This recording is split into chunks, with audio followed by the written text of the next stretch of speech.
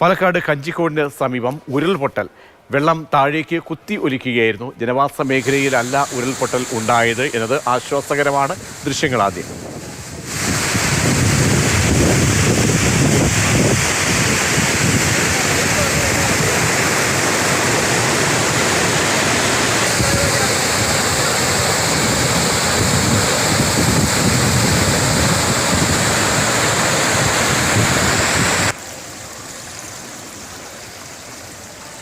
വിവരങ്ങളുമായി ഗോകുൽ VS ഉണ്ട്.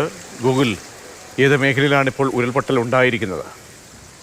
ഇത് കഞ്ചിക്കോട് അയ്യപ്പൻമല മേഖലയിലാണ് ഉരുൾപൊട്ടൽ ഉണ്ടായത്. പക്ഷേ ആശങ്കപ്പെടേണ്ട ഒരു സാഹചര്യവുമില്ല. വനത്തിനുള്ളിലാണ്, ജനവാസ മേഖലയല്ല.